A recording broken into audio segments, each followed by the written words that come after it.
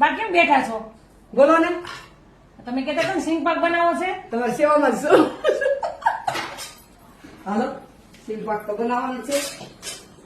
આપણે સિંગ પાક છે ને ગોળમાં અને ગાયનું ઘી અને તમે જોવો એ સિંગ પાક ખાઈ તો જોઈ કેવો અરે બનાવો એમાં છો. કાંઈ ન ઘટે.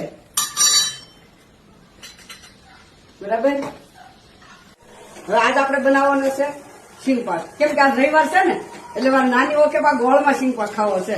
મેં કીધું હાલ ભૂકો તું બનાવી સિંગ નો સિંગ શેકી નાખી ખોપા કાઢી નાખ્યા ખાડા કરી અને મિક્સરમાં નાખી અને આપણે આ તૈયાર કરી. આમાં નાખ્યું ઘી અને ગોળ. હવે આ ઓગળી જાય એટલે આપણે આ પાક થઈ જાય પછી આને આમાં ઠલવી નાખવાનું. આ પાક આવી ગયો એટલે આપણે આ સિંગનો ભૂકો આમાં નાખી દીધો. રેડી. હવે આને હલાવી નાખવાનું. પાક ઘીમાં લેવાનું, ઘી અને ગોળ સાથે.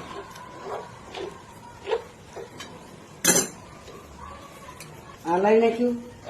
ફૂલ હલાવી એવું લાગે તો પાછું થોડુંક ઘી વધારે નાખી દેવાનું, એમાં વાંધો નહીં. હવે હલાવી તૈયાર થઈ ગયું. થાળીમાં સોટે નહીં ને એટલા માટે ઘી નાખ્યું. હવે આનો ટેસ્ટ તમે જોઈ. ગોળ ખાંડમાં કરતા ગોળમાં વધારે મીઠો લાગશે. પછી લાડવા હોય, ઉખડી હોય કે સુરમું હોય, ગોળમાં વધારે ટેસ્ટ વધારે આવે. બીજું કે આપણે ખાવામાં નુકસાન ન કરે. હવે આ બની ગયું.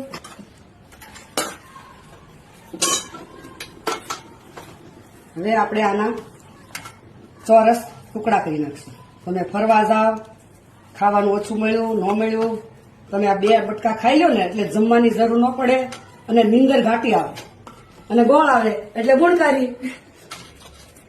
આમાં ઘીમાં જ વાપરવાનું કારણ કે ઘી ગુણકારી અને ગોળ ગુણકારી. રેડી થઈ ગયું. હવે આપણે આના ટુકડા કરી નાખશું. થઈ ગયું આખી થાળીમાં. રેડી.